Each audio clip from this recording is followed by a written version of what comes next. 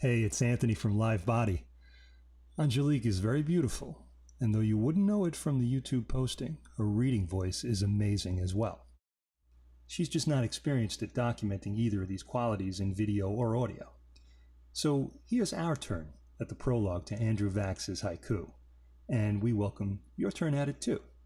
So get your cameras rolling and fire up your video editing software, and let's see what you got. Here's our take.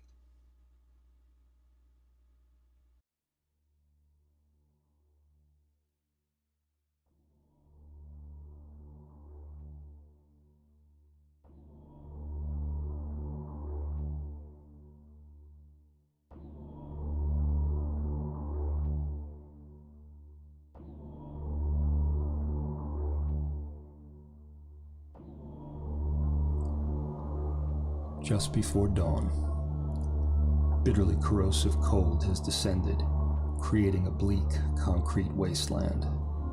The street is deserted except for a man watching the ruins of a recently burned-out pawn shop.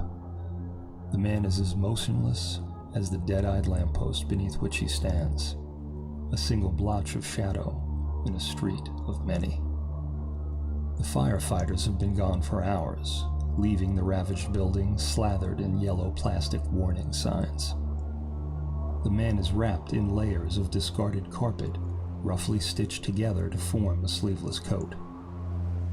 His head is covered by a hooded sweatshirt worn over a dark woolen watch cap. Another 10 minutes pass before the man crosses the street, moving with such economy of motion that he seems to have suddenly materialized out of the ashes.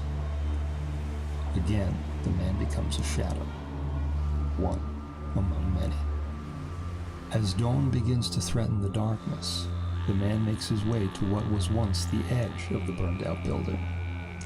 Spotting a cast-iron bathtub, he lifts one end without apparent effort before gently lowering it back to the ground a few feet from its original position. The man flows to his knees and thrusts his hands deeply into the newly exposed bed of ashes. A faint gleam attracts his eye, a stainless steel appliance of some kind. He pushes it aside, quickly covers it with ashes, and continues to dig. Light from the east is beginning to slice between buildings as the man stands up. His hands disappear under his coat. As if propelled by the throbbing sunlight at his back, the man starts walking. By the time he reaches an abandoned pier, the winter sun is blazing in a cloudless sky. The man seems to disappear into the pier itself. In a capsule far too small to be called a room, the man shrugs off his outer garments and examines his new acquisition. Finding the notebook devoid of writing, the man nods as if acknowledging an inescapable truth. His hands find a slit-like indentation in the wall of his capsule, from which he deftly removes a small jar of India ink and a stylus created from a honed piece of iron. He extracts a tiny scrap of paper from within his coat. Nodding again, he transcribes from the paper to the notebook. Despite the pitch darkness, his hand moves with confident strokes.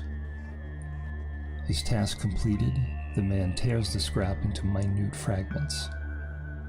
Satisfied, he inserts the notebook into a leather pouch sewn inside his coat. It fits as if created for that very purpose. Only then does the man lie on his back, pull the coat over him as a blanket, and close his eyes. Sleep comes instantly.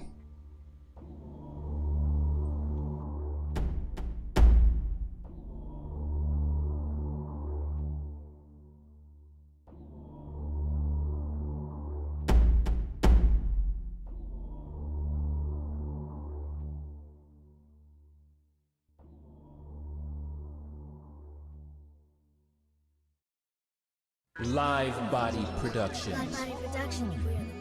We're the music.